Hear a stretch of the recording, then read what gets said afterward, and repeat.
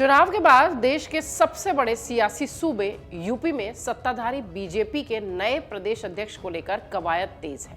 चर्चा है और सुगबुगाहट भी कि संगठन के चुनावी प्रक्रिया के बाद नए साल पर बीजेपी को प्रदेश में नया बॉस मिल जाएगा। इसकी अटकलें भी जारी है। अभी की अगर बात करें तो भूपेंद्र चौधरी कमान संभाल रहे हैं, जिनका कार्यकाल समाप्त हो रहा है। उनसे पहले स्वतंत्र देव सिंह और केशव प्रसाद मौर्य यूपी प्रदेश अध्यक्ष रह चुके हैं। बीजेपी के राष्ट्रीय महामंत्री विनोद तावड़े को संगठनात्मक चुनाव में उत्तर प्रदेश का पर्यवेक्षक बनाया गया था। मंथन से लेकर दावेदारी तक की दौड़ भाग भी अब शुरू हो चुकी है और सूत्र ये कह रहे हैं कि इस बार किसी ब्राह्मण, दलित या ओबीसी चेहरे पर दांव लगेगा। बूथ कमेटी के गठन के बाद मंडल और फिर जिला अध्यक्षों का चुनाव होगा। इसके बाद प्रदेश अध्यक्ष के नाम पर ही मुहर लगेगी।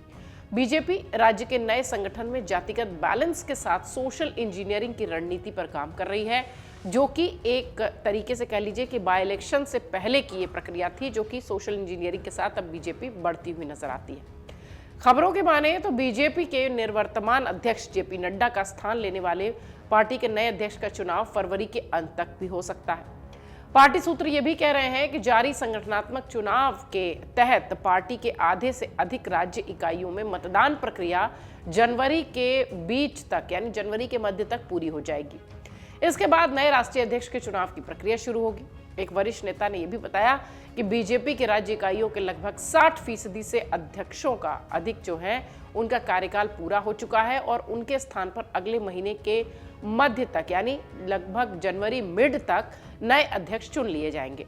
बीजेपी के संविधान में यह प्रावधान है कि राष्ट्रीय अध्यक्ष के चुनाव की प्रक्रिया शुरू करने से पहले कम से कम आधे राज्य इकाइयों में संगठनात्मक चुनाव पूरे हो जाने चाहिए।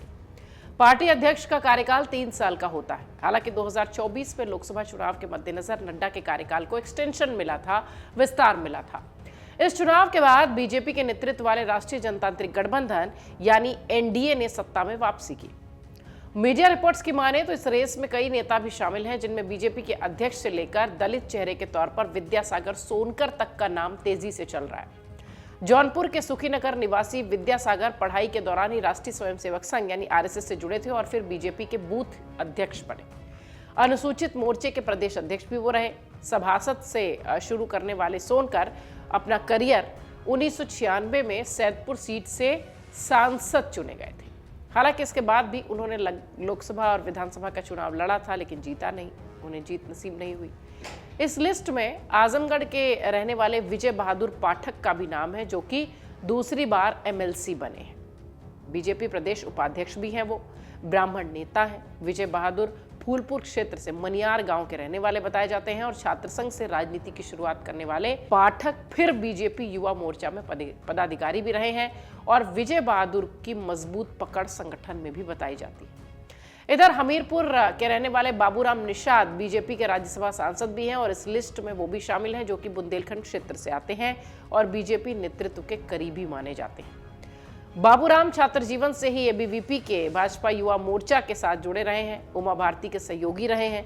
जिला अध्यक्ष से लेकर कानपुर बुंदेलखंड के क्षेत्रीय अध्यक्ष पद तक की जिम्मेदारी वो संभाल चुके हैं। बरेली की आंवला सीट से 5 बार के विधायक और योगी सरकार में कैबिनेट मंत्री धर्मपाल सिंह का नाम भी इस प्रदेश अध्यक्ष वाली लिस्ट में रेस में शामिल। लोध राजपूत समुदाय से आने वाले धर्मपाल बीजेपी के पुराने सिपहसालार हैं, सिपाही हैं। कल्याण सिंह और राजनाथ सिंह सरकार में भी वो मंत्री रहे हैं। विजय सोनकर शास्त्री बीजेपी के पुराने नेता हैं। वाराणसी के रहने वाले सोनकर बीएचयू में पढ़ाई कर चुके हैं और राजनीतिक गतिविधियों में एक्टिव रहे हैं। 1998 में सैदपुर सीट से वो सांसद बने थे। उनके बड़े भाई राजनाथ सोनकर भी सांसद रहे हैं। विजय बहादुर बाद में बीजेपी के राष्ट्रीय प्रवक्ता और फिर भारत सरकार के SC/ST आयोग के चेयरमैन भी रहे हैं। खबरें कुछ ऐसी है कि उनका नाम भी इस रेस में है। कुछ मीडिया रिपोर्ट्स ये भी दावा करती है कि उत्तर प्रदेश के अमेठी निवासी गोविंद नारायण शुक्ला भी बीजेपी के प्रदेश अध्यक्ष की रेस में शामिल है। वर्तमान में विधान परिषद सदस्य गोविंद को राज्य की पार्टी की तरफ से ब्राह्मणों को साधने के लिए ताज सौंपा जा सकता है, ऐसी चर्चा है। कई बार बीजेपी से सवाल जब ये हुआ कि क्या बीजेपी का नया अध्यक्ष कोई ऐसा व्यक्ति हो सकता है जो वर्तमान में केंद्रीय मंत्री के रूप में कार्य कर रहा हो, तो कई सारे लोग ये कहते हैं कि वो सरकार या संगठन किसी से भी हो सकता है और अंतिम निर्णय जो है वो संगठन ही लेगा। जेपी नड्डा केंद्रीय स्वास्थ्य मंत्री हैं इन दिनों।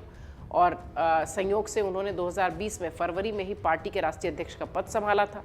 बीजेपी के एक पदाधिकारी ने यह भी बताया कि उन्हें उम्मीद है कि नया बीजेपी अध्यक्ष फरवरी के अंत तक कार्यभार संभाल लेगा, लेकिन इससे पहले यूपी के जो प्रदेश अध्यक्ष हैं उन्हें लेकर भी खूब चर्चा चल रही है। बहुत सारे नाम इस रेस में दिखाई पड़ते हैं।